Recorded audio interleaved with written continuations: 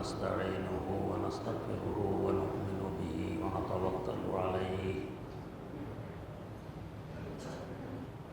ونعوذ بالله من شرور أنفسنا ومن سيئات أعمالنا من يهده الله فلا مضل له ومن يضلله فلا هادي له ونشهد أن لا إله إلا الله وحده لا شريك له ونشهد أن سيدنا ونبينا ومولانا محمدا عبده ورسوله أرسله بالحق بشيرا ونذيرا وداعيا إلى الله بإذنه وسراجا منيرا صلى الله تعالى عليه وعلى آله وأصحابه وسلم تسليما كثيرا كثيرا أما بعد فأعوذ بالله من الشيطان الرجيم بسم الله الرحمن الرحيم وإذ قلنا لك إن ربك أحاط بالناس وما جعلنا الرؤيا التي أريناك إلا فتنة للناس والشجرة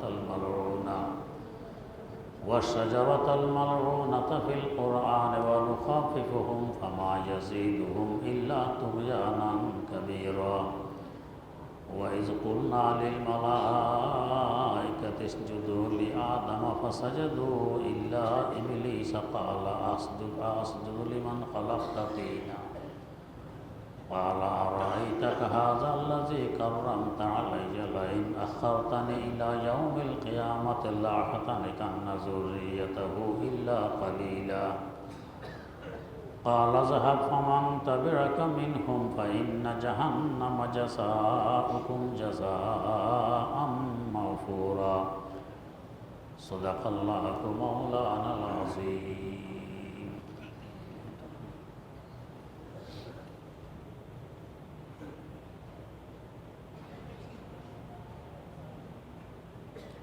সূরা ইসরার 60 নম্বর আয়াত থেকে তেলাওয়াত করা হয়েছে।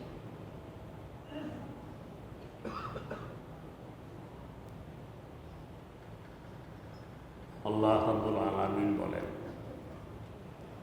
ও নবী আপনি বলে দিন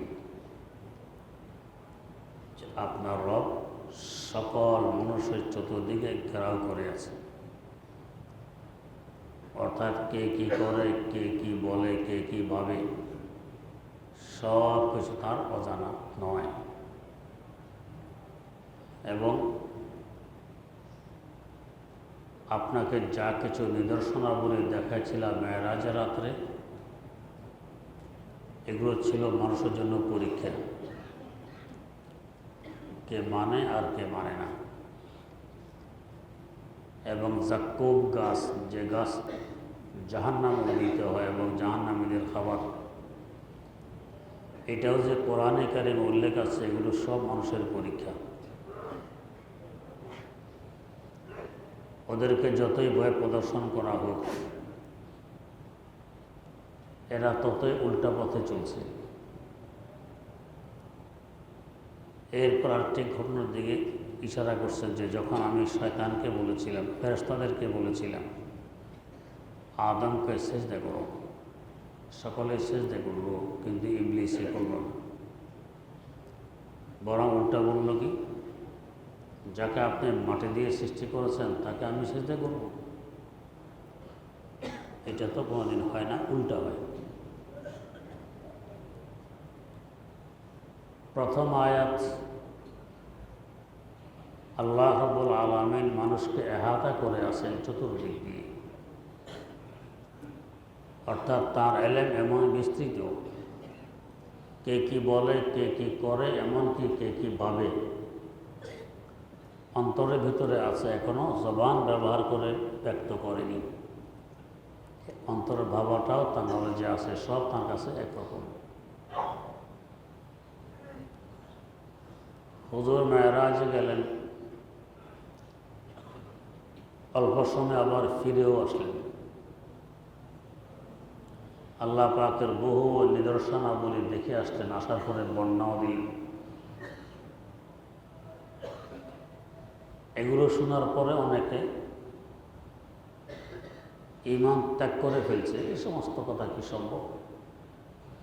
অসম্ভব কথা বলে, না মিথ্যা কথা বলতেছে, আসলে নবী নয়, মুরতাদ হয়ে গেছে।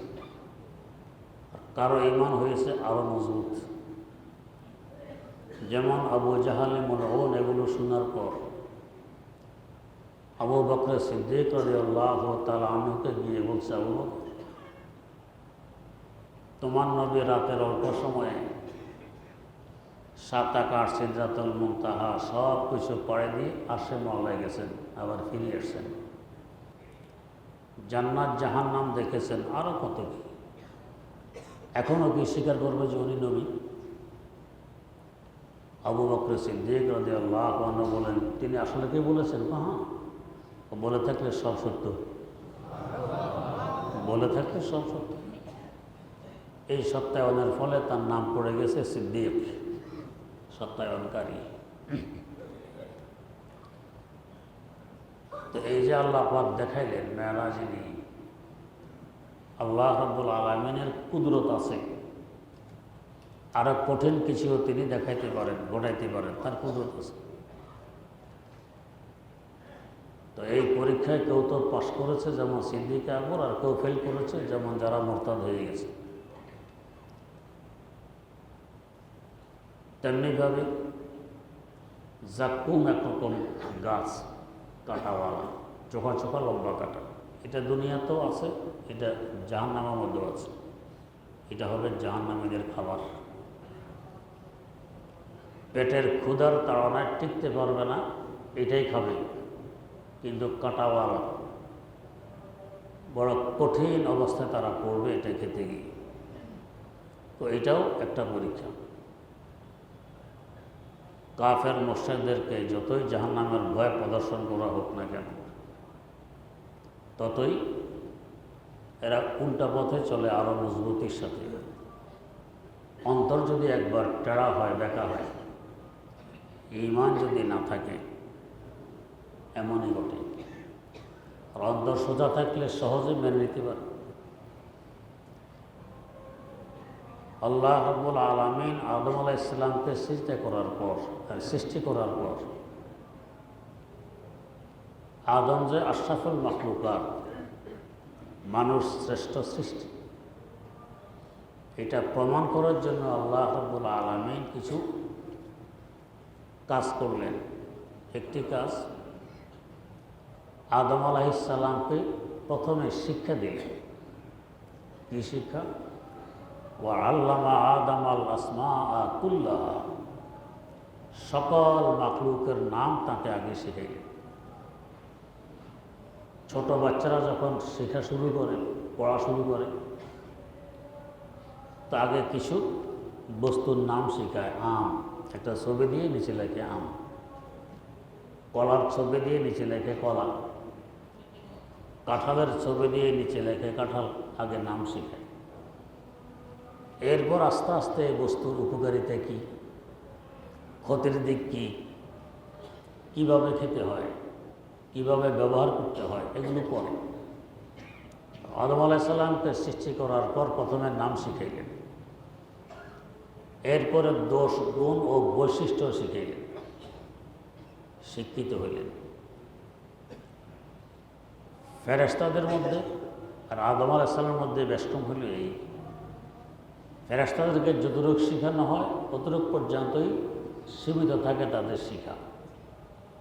আর মানুষের মধ্যে হলো যতটুকু শেখানো হয়, এই শিক্ষার উপরে নির্ভর করে সে আরও অগ্রসর হতে পারে। এটা একমাত্র মানুষের বৈশিষ্ট্য। যেমন ধরুন, এক জায়গায় হাতির লেদা পাওয়া গেছে, মাটিতে হাতির লেদা। ফেরেশতারা এতটুকু জানবে যে এটা হাতির লেদা। মানুষ আসলে দেখলে হাতির লেদা তো আছে, তার মানে এখান দিয়ে হাতি অতিক্রম করে গেছে। যে লেদা দেখে হাতির পরিচয়, এটা একমাত্র মানুষের বৈশিষ্ট্য। ফেরেশতারা এতটুকু করতে পারে। একটা নৌকা, নৌকার মধ্যে বড়ই পাতা পড়ে আছে, বড়ই পাতা। তো ফেরেশতারা জানবে যে এটা বড়ই পাতা নৌকায় পড়ে আছে, এতটুকুই শেষ। মানুষ আরেকটা অগ্রসর হয় কি, এই নৌকা দিয়ে বড় ডাল কোথাও নিয়ে গেছে, তাই এখানে পাতা পড়ে আছে, অথবা নৌকাটি কোথাও বড়ই গাছের নিচে বাঁধা ছিল, তাই বড়ই পাতা পড়ছে। ইস্তেমবাদ করার, এক কথা থেকে আরেক কথা আবিষ্কার করার যোগ্যতা এটা মানুষের, ফেরেশতাদের নেই। তো আদম আলাইহিস সালামকে যে আল্লাহ পাক সব শিখাইলেন, এই শিক্ষাকে কেন্দ্র করে বহু অগ্রসর হয়ে গেছে। শিখিয়েছেন তো শুধু নাম, ওয়া আল্লামা আদামাল আসমাআ কুল্লাহা, শিখালেন শুধু নাম। উনি নাম শেখানোর পরে আরও সামনে অগ্রসর হইলেন, এটার বৈশিষ্ট্য কী, উপকারিতা কী, অপকারিতা কী, দোষ কী, গুণ কী, এগুলো সব বের করে ফেলছে নিজে নিজে। এটা হলো অন্য মাখলুক আর মানুষের মধ্যে ব্যবধান। তাহলে বোঝা গেল মানুষের শ্রেষ্ঠত্ব শিক্ষার কারণে। এটা স্বীকার করানোর জন্য আল্লাহ পাক ফেরেশতাদেরকে বললেন উসজুদু লিআদম, আদমকে সিজদা দাও। এটাকে বলা হয় সিজদায়ে তাহিয়্যা, সিজদায়ে তাহিয়্যা। আগের ধর্মের সিজদায়ে তাহিয়্যা বৈধ ছিল, দিতে পারছে। আমাদের ধর্মে এটা রহিত হয়ে গেছে। রাসূল আকরাম সাল্লাল্লাহু আলাইহি ওয়াসাল্লাম বলেছেন, তিরমিজি শরীফে হাদিস বলে, লাউ কুনতু আমুরু আহাদান আন ইয়াসজুদা লিআহাদিন, যদি আমি হুকুম দিতাম কাউকে যে আরেকজনকে সিজদা দাও,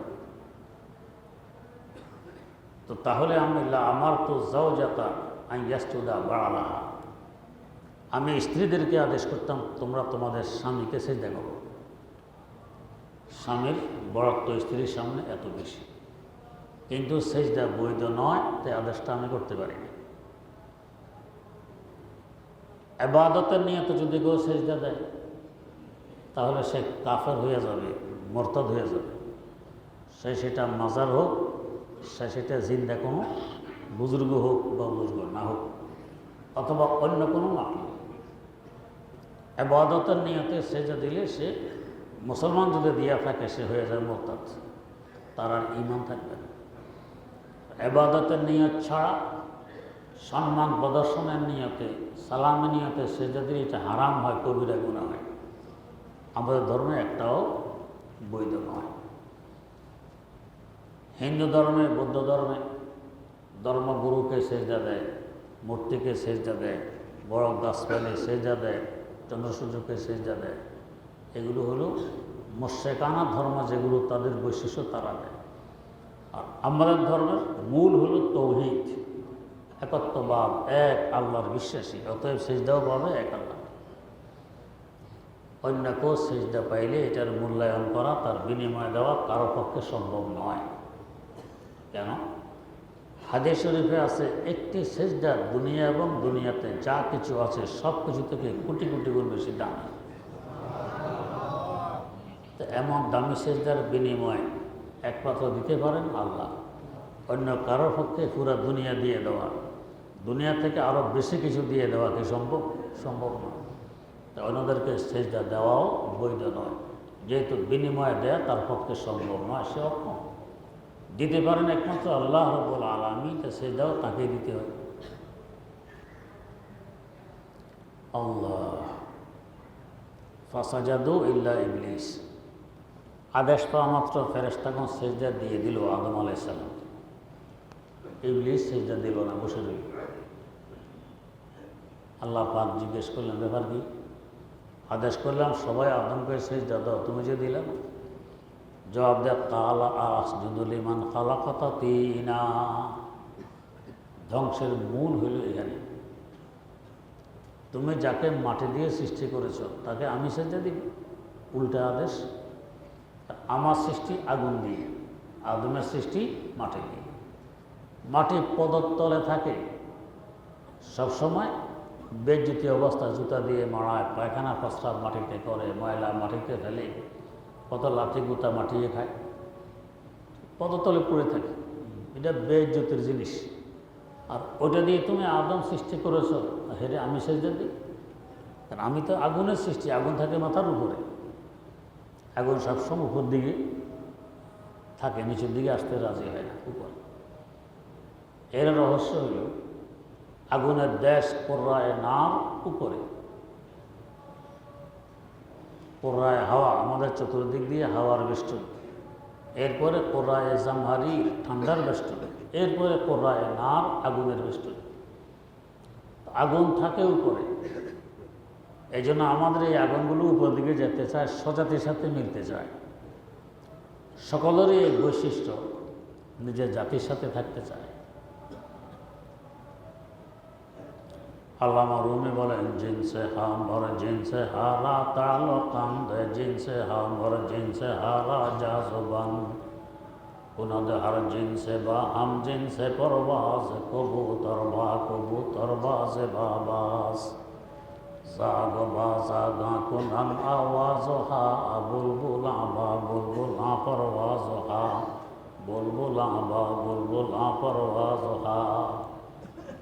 সকল জাতি নিজ জাতির সাথে থাকতে চায়, তো আগুনও তার জাতির সাথে থাকতে চায়, যেন উপর দিকে ওঠে, যেহেতু জাতি থাকে উপর। তো আমি উপরের বস্তু, আদম নিচের বস্তু। নিয়ম হলো নিচেওয়ালা সে যে করবে উপরওয়ালাকে, উপরওয়ালা সম্মানই বেশি। আর আপনি উল্টা আদেশ করতেছেন, আমি তাকে সেজদা করবো, উল্টা, এ সম্ভব নয়, যুক্তি। আল্লাহ রাব্বুল আলামিনের বিধান, মান তাওয়াযা লিল্লাহি রাফাআহুল্লাহ। যে নিজকে নিজে যত নিচে রাখে, ছোট বানায়, আল্লাহ পাক তাকে তত উপরে নিয়ে যান, বড় বানায় দেন। আমার আল্লাহর বৈশিষ্ট্য। তো মাটির তো নিজকে নিজে ছোটই বানায় রেখেছে, মাটির নিচে, পায়ের নিচে থাকে। কত মাটিকে কাটাকুটা, কত কিছু, মাটি উহা করে না, সব কিছু নীরবে সহ্য করে নেয়। কত বিনয়ী। যদি একটু উপরে উঠতে চায়, দুলা হইয়া কাদা হইয়া মাটি মাথায় লাগছে, থাপ্পড় দিয়া ঝেড়ে ফেলে দেয়, গালিও দেয়, দুলাবালি। পায়ে নিচে থাকলে গালি গুলি নেই, থাপ্পড় তুপ্পড় নেই, নিচে আছে। আমার আল্লাহর বৈশিষ্ট্য, যে নিচে থাকে, নিজকে নিজে ছোট মনে করে, তাকে বড় বানায় দেয়। তো মাটির থাকছে নিচে, মনে করেছে ছোট, আল্লাহ পাক বড় বানায় দিয়েছেন, তার থেকে সৃষ্টি করেছেন আশরাফুল মাখলুকাত, জান্নাতে থাকবে। কত বড় সম্মান। আগুন উপরের দিকে থাকে, নিচে আসতে রাজি হয় না। অহংকার, তাকাব্বুর, অহমিকা তার মধ্যে পরিলক্ষিত। তার দ্বারা সৃষ্টি করছেন শয়তান, জাহান্নামে থাকবে। তো নিচের বস্তু দিয়ে মানুষ সৃষ্টি করলেন, জান্নাতে থাকবে। উপরের বস্তু দিয়ে শয়তান সৃষ্টি করলেন, জাহান্নামে থাকবে। শয়তান সেজদা দিল না, যুক্তিতে ধরল না তার। আদম আলাইহিস সালাম বেহেশত থেকে যখন ওনাকে বের করে দেওয়া হল, এখন শুধু কান্নাকাটি, নিজের অপরাধ স্বীকার। শয়তান তো যুক্তি দিয়ে সে অপরাধী নয়। আদম আলাইহিস সালাম, রব্বানা যালামনা আনফুসানা ওয়া ইল্লাম তাগফির লানা ওয়া তারহামনা লানাকুনান্না মিনাল খাসিরিন। আল্লাহ, আমি আমার উপরে জুলুম করেছি, বাড়াবাড়ি করেছি। আপনি তো ক্ষমাশীল, যদি আপনি ক্ষমা না করেন তাহলে আমি বরবাদ, আমি ধ্বংস।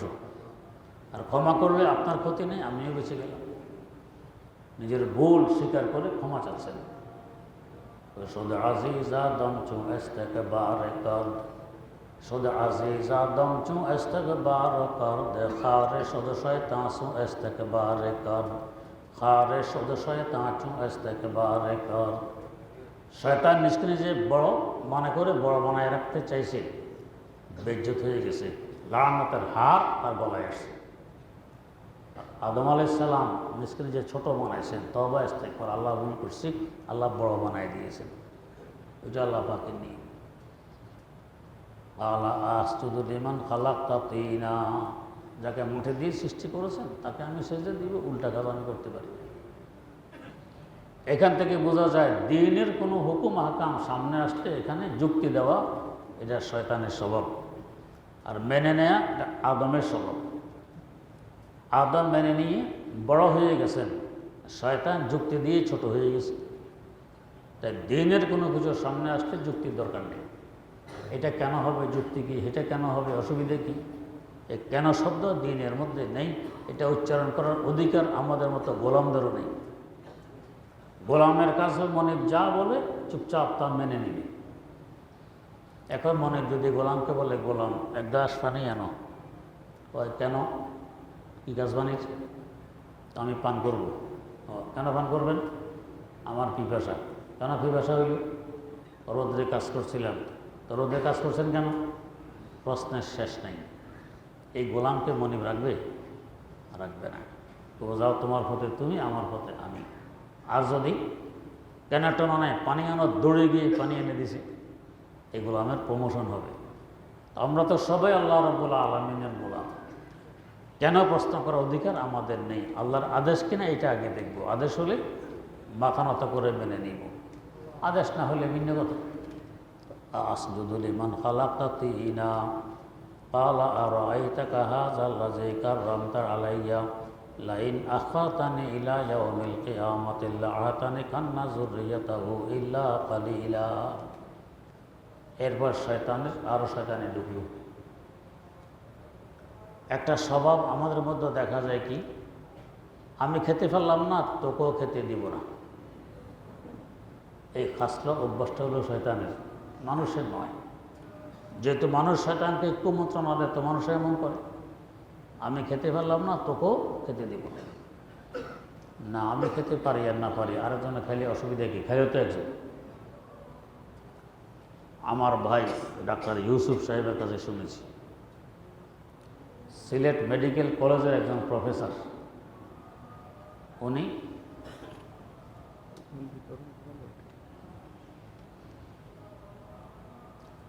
টমেটো গাছ, বেগুন গাছ, মরিচ গাছ কী কী লাগাইতেন নিজ হাতে, মাটিতে এগুলো ব্যবহার করতেন, পানি দিতেন, পরিচর্যা করতেন গাছের। তা হয়তো বেগুন হইতো, টমেটো হইতো। ছাত্র তো ছাত্র, ওস্তাদে লাগাইছেন, ছাত্ররা নিয়ে নিয়ে খাই ফেলা, ওস্তাদ খেতে পারত না। তো ভাই বললেন, আমি একদিন জিজ্ঞেস করলাম যে স্যার, এত কষ্ট করে আপনি এই গাছ লাগান, ফল তো খেতে পারেন, সব ছাত্র আগে ফেলে, তুই কী দরকার এত কষ্ট করা? জবাব দিলেন, বেটা কেউ না কেউ তো খাইল, উপকার হয়নি। আমি খেতে পারলে উপকার হবে, আর কেউ খেলে উপকার হবে না এমন কোনো কথা আছে? কেউ না কেউ তো খাইনি, উপকার তো হয়েছে। কত বড় ওসি উজ্জরফ, তাদের আত্মা কত বড়, কেউ না কেউ তো খাই। তা আমি খেতে পারবো না, তোকেও খেতে দিব না, এটা মানুষের স্বভাব না, এটা শয়তানের স্বভাব। মানুষ ঠিক আছে, আমি খেতে না পারলে না পারলাম, তুমি খাও, এটা হলো মানুষের স্বভাব, যাকে বলা হয় ঈসার। আমার থেকে আমি অন্যদেরকে অগ্রাধিকার দিই। এখন শয়তান তো ইজ্জত পাইল না, লানতের হার তার গলার মধ্যে পড়ল, বেইজ্জত হইল। এখন মনে মনে কি, ঠিক আছে, আদম সন্তানকে আমি বেইজ্জত করে ছাড়বো, আমি জাহান্নামে যাব, এদেরকে জাহান্নামী বানাইয়া ছাড়বো। জান এখন শুরু করছি কি, আর আরাআইতাকা হাযাল্লাযী কাররামতা আলাইয়া, আমার থেকে তুমি এদেরকে সম্মানী করেছো বেশি, আদমকে, অথচ সম্মানী হওয়ার যোগ্যতা আমার, আদমের নয়। লাইন আখারতানি ইলা ইয়াউমিল কিয়ামা, আমাকে কিয়ামত পর্যন্ত যদি হায়াতটা দিয়ে দেন, কিয়ামত পর্যন্তের জন্য যদি হায়াতটা দিয়ে দেন, তো লাআতানিকান্না যুররিয়াতাহু ইল্লা কালিলা, তার সন্তান সন্ততি সবারও আমার সাথে জাহান্নামে নিয়ে ছাড়ব, তবে কিছু সংখ্যককে পারবো না, এরা তোমার আনুগত্যতা স্বীকার করে চলবে। তার মানে জান্নাত আমি পাইলাম না, এদেরকেও পেতে দিব না। এখান থেকে শুরু শয়তানের কুমন্ত্রণ। শয়তান বোঝে আল্লাহ পাকের কাছে চাইলেই পাওয়া যায়, কিন্তু কোনটা চাবে এই বুঝতে আসে না যুক্তির কারণে। চাওয়ার দরকার ছিল আল্লাহ সেজদা করে নেয়, আসলে ভুল হয়ে গেছে। আল্লাহ আপনি বললে এখন 1 সেজদা কেন 10 সেজদা করে দিই, ক্ষমা চাই। তা না করে উল্টা, যে আল্লাহ আমার কিয়ামত পর্যন্তের জন্য হায়াতটা দিয়ে দেন। তাও ব্যবহার করবে কি কাজে? আদম সন্তানকে ধোঁকা দেওয়ার কাজে, জাহান্নামী বানানোর কাজে। আল্লাহ রাব্বুল আলামিন দেখলেন দুনিয়া দারুল মেহান, ইমতিহান গাহ, পরীক্ষার জায়গা। তো পরীক্ষা তো লাগবে আদমের।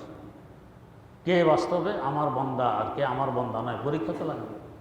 এই পরীক্ষার জন্য এই মুহূর্ত যিনি আইন গজব অবস্থায় আছেন, গুস্ব অবস্থায় আছেন, আমার কথা অমান্য করলো শয়তান। এই মুহূর্তে শয়তান যখন দোয়া করলো, আল্লাহ পাক কবুল করে নিলেন। যাও, কিয়ামত পর্যন্তের জন্য হায়াত বাড়ায় দিলেন। কত মানুষকে গুমরা করতে পারবা, তুমি গুমরা করবা, আমি ক্ষমা করব। শর্ত হলো মানুষ মাপ চাবে। তুবু ইলাল্লাহি তাওবাতান নাসুহা, খালেস দিলে তওবা করো, আমি তওবা কবুল করে নেব, তওবা কবুল করব। ধোঁকা দিয়ে নষ্ট করবে, আমি তওবা কবুল করব। তোমার ধোঁকাটাও বেকার যাবে, পরিশ্রমটাও বেকার যাবে।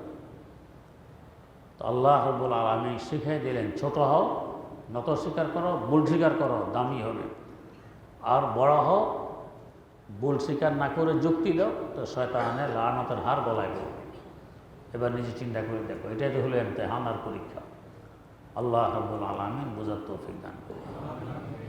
শয়তানের ধোঁকার কুমন্ত্রণা থেকে আমাদের হেফাজত করুন। এই জন্য একজন মুরব্বীকে সামনে রেখে চলতে হয়। মুরব্বীর সামনে থাকলে সহজে শয়তানের ধোঁকা থেকে বাঁচা যায়। মুরব্বী না থাকলে খোদাস্খলন ঘটে, ধোঁকায় পড়ে যায়। আল্লাহ রাব্বুল আলামিন কোরআন পাঠানোর আগে মুরব্বী পাঠিয়ে দিয়েছেন রাসূলুল্লাহ সাল্লাল্লাহু আলাইহি ওয়াসাল্লামকে। মুরব্বী আগে, কোরআন শরীফের পর।